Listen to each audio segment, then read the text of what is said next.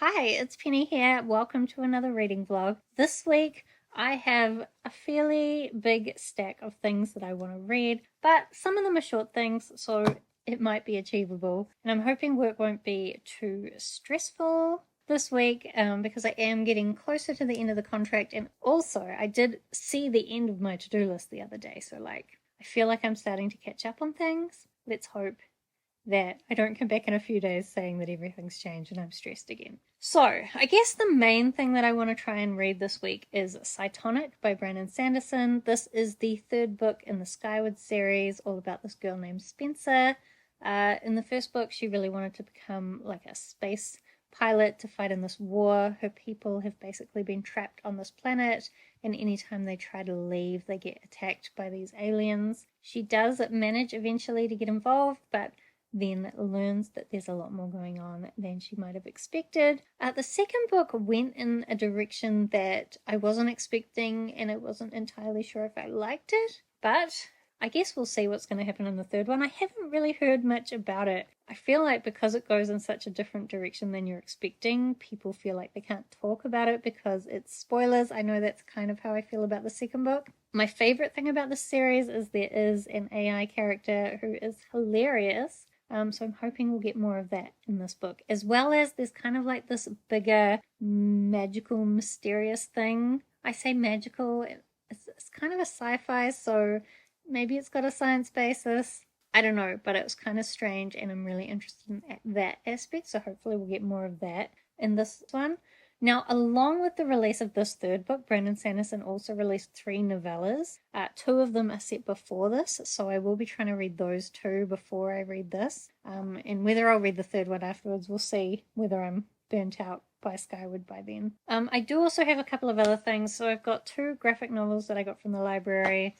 First, I've got the last volume of Ascender by Jeff Lemire and Dustin Nguyen. So this is a follow-on from Descender, which was all about this war between robots and humans. Basically, a bunch of scary robots turned up and blew up all the humans, and the humans retaliated by turning off and culling all the robots. And we ended up with this war between robots and humans with some of our characters stuck in the middle. This one's kind of continuing the aftermath of that war with also some magical elements weaved into it. I have forgotten a little bit about exactly what was happening, so I kind of wish I was rereading it, but it's hard because getting things from the library at the right time to reread a whole series doesn't always work out. So I'm just going to reread it and hope I remember things. There are some characters in this that I really love, so even if I don't remember everything, if I get to see those characters, I will be happy. And as well, I've got Monstress Volume 6, The Vow. Monstress is another one where I usually like to reread it because it's such a complex story that I feel like whenever I read a volume, if I reread it, I understand it more. And I only read volume 5 once. So did I understand what happened? I'm not sure, although I feel like in volume 5 not much happened. So I guess we'll see how I go with this one as well. I think both of these series I really love, so at some point in the future, I will reread both of them. The other thing that I do have is I have a few audiobooks. I haven't decided which ones I'm going to try and read, but I have started one. So I've started Rock, Paper, Scissors by Alice Feeney. I've seen a lot of people talking about how great they thought this was and giving it really great reviews. Although I didn't really remember what anyone had said it was about. But I have now listened to 2.5 hours of it. So unfortunately, what it kind of is this couple, and they've gone away on a retreat that they were suggested by couples therapy that to try and fix their relationship, they should go away together. And so it's just this couple who are very dysfunctional going away together. And I kind of hate in thrillers when we have these really dysfunctional relationships where they just don't even seem to care about each other. They're not interested in each other's lives in any way. They don't even seem to like anything about each other. And I'm like, so why are you in this relationship? And I'm like, break up. Don't bother, just break up. It's always how I feel when I read these kind of books. But there is definitely some more going on. So the husband is a writer, and it seems like, a screenwriter. And it seems like his big break was related to a secret that his wife is keeping. As well, he has this manuscript that he wrote when he was younger that has never kind of had any success. But there's an element in that where one of the characters writes a letter every year to another character. And his wife has picked up that element, and so she's also written letters to him every year of their marriage, but never given them to him. So we're kind of getting alternate perspectives between these two characters about their trip and how they're pretty much having a terrible time, but they also both seem to have a plan that if it doesn't go well, something's going to happen. And I feel like it's trying to seem like hinting at something darker, but it could just be they're going to break up, right? But as well, we're getting these letters for every year of their marriage, and so you kind of see how they started out very in love and how things are maybe starting to go wrong, how they're starting to have secrets from each other very early on, which again, just break up, don't bother. I don't know, I just get tired of reading about dysfunctional relationships sometimes, but I'm hoping there'll be a lot more to the mystery. So I'm going to keep listening to that as well. And I guess that seems like quite a lot, so it's probably enough. I don't know what else is going to be happening this week. We just got 800 Omicron cases today, which is like double from what it was the day before. And maybe that doesn't seem like that many, but it's the highest number in a day that New Zealand has had before. So because I have not a very good immune system, I'm going to be avoiding people completely.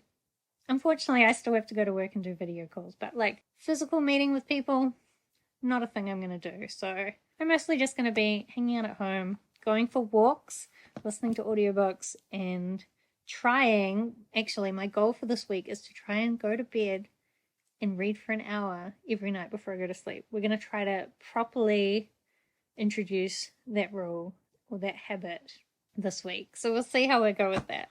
Good afternoon. So I've survived another day at work. I think 32 days left, although today I had a few people asking me if I could stay, so I don't think that they'll be able to extend my contract for a bunch of reasons. And I don't think I want to extend it, but like, it's nice that people want me around. But anyway, let me update you on my reading. That's more important than work rubbish.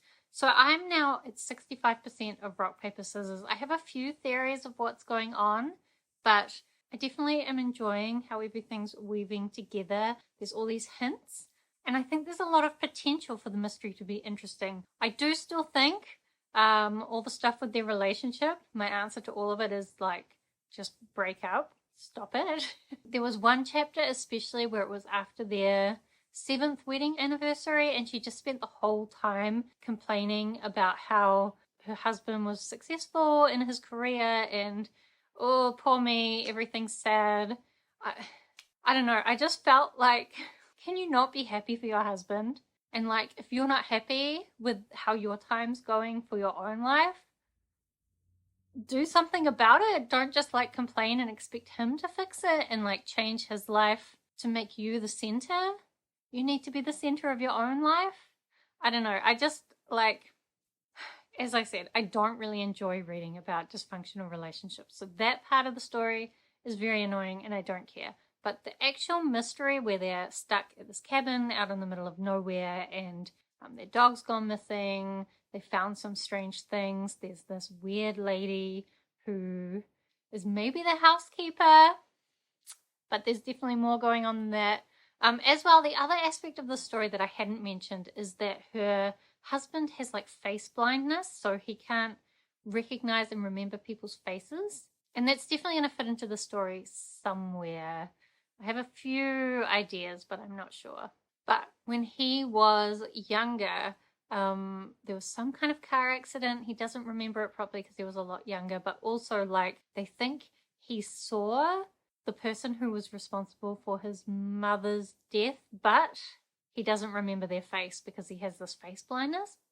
Very interesting. So I've actually only got 3.5 hours to go. So if I go for a big walk tonight, potentially I'm listening to it at 1.75 speed.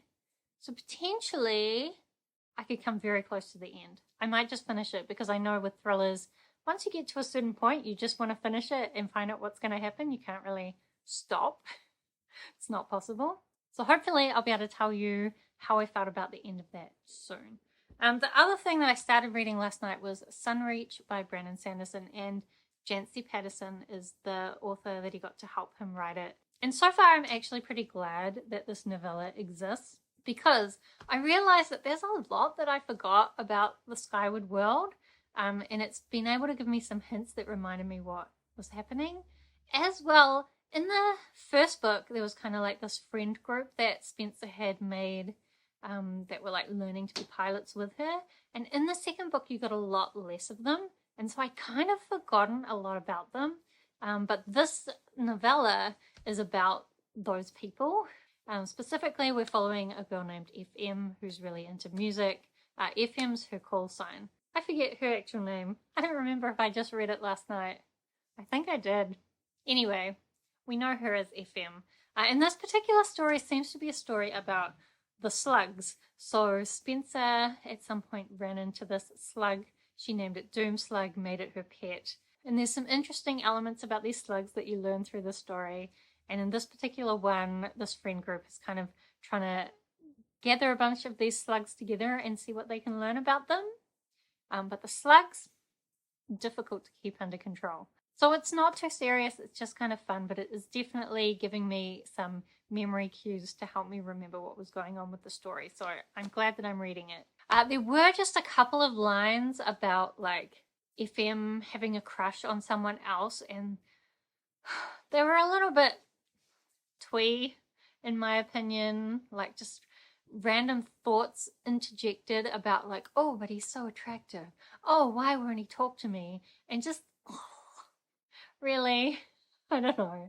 It just felt like trying really hard to be YA, but I'm not really sure that's exactly how it would be. But actually, remembering when I was a teen, maybe that's exactly what you're like, just always randomly like, why won't that cute boy talk to me? I just haven't felt like that for a long time, now that I am very far from being a teenager. Anyway, I think I got, how far through this? About 25%. Oh, 28%. So 50 pages in, it's 200 pages long. I would like to finish this tonight, but if I end up listening to Rock, Paper, Scissors for too long, I might run out of time for that. We will see. I don't actually even know what I'm doing tonight. I've just remembered I was going to film a video, in which case I could have done myself up all pretty before I talk to you, rather than being this tired after work Penny. Never mind, never mind. Maybe I'll try and be pretty tomorrow.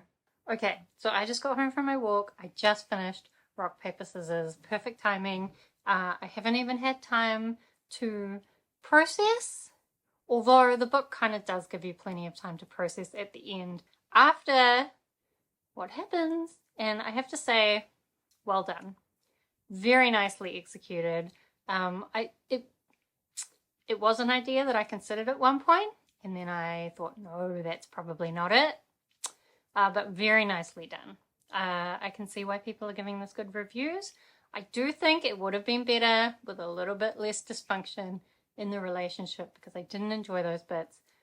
But I can also see how those were important, because it was trying to like build distrust between these two characters. But maybe it could have done it without that distrust. Maybe it would have been even better without that distrust. But anyway, it was a very nice twist, as you would expect from a thriller like this. And I feel like all the different parts came together really well, which is what I like from a thriller as well. So really, just all I wanted to say was, well done. I see why people like it. Very well executed. I don't know that like it's one that I feel emotionally connected to. Like I think like a 5-star thriller to me is one that's not only got an amazing twist that's super well executed, but also one where I feel connected to the characters and what's going on. So it's that second part that was missing for me in Rock, Paper, Scissors. However, still very nicely done. And I definitely enjoyed it. I do think actually, I was looking at what I'm going to read next, and like I'm not really sure, but I do have the audiobook for The Wife Between Us by Greer, Hendricks and Sarah Pekkanen. I know this is going to be one of these ones where I know I've seen people talk about it, and I don't remember whether they said it was good or bad. However, I did see it on a list of thrillers that Books and Lala has. I don't know, are those just ones she thinks are good or just ones she's read? Who knows? It has an okay average rating. Not amazing, but an okay one.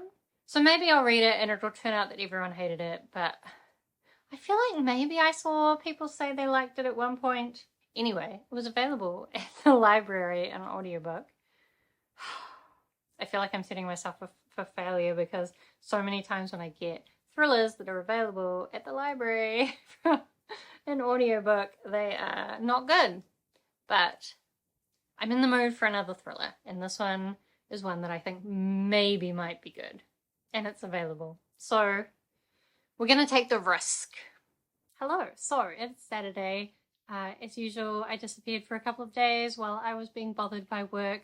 I just think because I can see what's beyond work now, it's a really weird place for me to be, even though things are kind of going okay.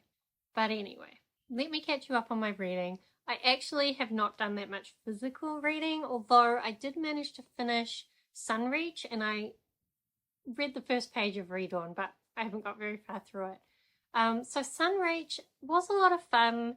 I especially liked it's kind of very focused on these slugs, like Doom Slug that Spencer has in the first Skyward book. And it was really cute and interesting learning about them. There's some interesting themes about animal welfare, but like the romance is kind of just cringy and like feels like an adult trying to write YA. It's all like, oh, he looked at me funny. Oh, I can't talk to him. He can't talk to me. I just, it doesn't feel genuine. It feels like an adult's idea of teenage angst. Or it's just like everything's very simplified. And I think sometimes that's what I don't like about Brandon Sanderson's YA, is I feel like he feels the need to simplify things. Whereas I don't actually think that young adults always need things to be simplified. Or at least not in that way.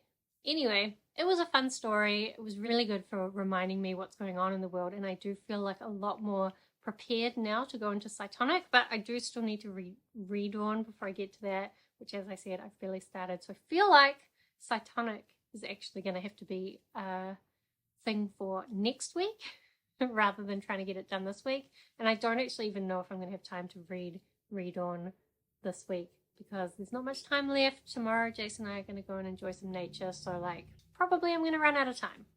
That's fine. What I actually have spent a lot of this week doing is just listening to thriller audiobooks. But as usual with thrillers, my selection process is kind of shitty. So I already told you about Rock, Paper, Scissors, and like the thing with the second book that I listened to, The Wife Between Us, there was a twist that was kind of similar, and because of that, I realized that with Rock, Paper, Scissors, if you've read that twist before, you'll probably pick up on it. And if you pick up on it, you're not going to be as impressed. Although I still think the execution was pretty good. The way this twist was used in The Wife Between Us was weird, because it was kind of like it was happening, but then it kind of got to the reveal very quickly. And it all just felt like, what was the point? That's where I got to at the end. And as well, so we had another toxic relationship. And it feels like thrillers, there's always a toxic relationship, and I just want thrillers that don't focus on toxic relationships. This particular one was that kind of thing where the guy pretends to be really romantic, but actually is really controlling. So he's like, let me surprise you with where we're going for our wedding. Let me surprise you with this other thing. But actually, like, let me surprise you by buying us a house.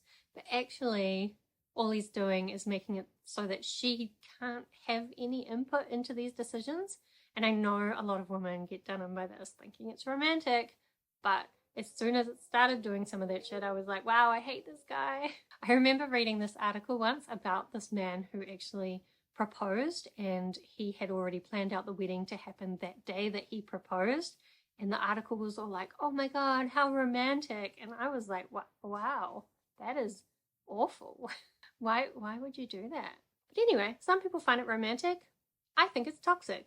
And this book was like that. And it was weird because at the end it almost seemed like, even though this guy had done a bunch of horrible controlling things, that it was trying to justify it. And just the whole thing was kind of weird. I didn't like it. What I need is thriller recommendations that aren't based around a toxic relationship. Anyway, then I picked up another thriller, and this one I picked up was He Started It by Samantha Downing. So this one is basically about these three siblings, and they have to go on a road trip because their grandfather has died, and in his will he stipulated that they can have this $1 million inheritance, but only if they go on the road trip again. And so they're going on this road trip that they went on once when they were younger. There's a bunch of secrets about what happened on that initial road trip that kind of come out at the same time as they're doing this road trip as adults. But as well, the main character has this husband, and like he's come along on the trip, and there's just like nothing there. They don't like each other. They don't know each other. Why are they married?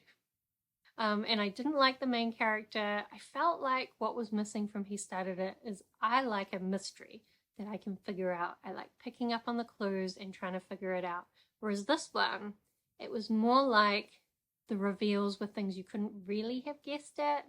And so it was more like you're just finding things out. There were a few things you could have guessed, but mostly it was just like, this is happening. Oh, and there's this other thing. And like just overall, I feel like what happened was very unsatisfying. The mystery wasn't interesting. It was just, I don't know. It was fine. That one was fine. At least it wasn't completely centralized on the toxic relationship. There was kind of these sibling dynamics, and like some of their story was interesting. Some of it. But mostly I was kind of like, where's the mystery? Anyway, I'm just further proving that I have no idea how to pick good thrillers that I will like. But I have learned that I need to try and avoid ones that are based around toxic relationships. Even though Rock, Paper, Scissors I thought was good, but it was also a toxic relationship. Anyway, next I am going to start picking up the audiobook that I have for the whole series of the Oz books by Frank Baum. But again, don't think I'll read much of that this weekend. So possibly a project for next week. I am going to see if this weekend I can, maybe this afternoon, read a little bit of these for fun. Because this is due be at the libraries for starters. So it would be good to read these. And I am excited about both of them. So we'll see. But mostly I'm excited to like have some relaxing time away from work and enjoy nature. So let's do that. Oh yeah. Oh yeah, he's not scared of them, is he? I would love to be your stars, your moon, your sun. I would love to be that one. I'd love to be the one to make you laugh. I'd love to be the one who'd always say that I love you back.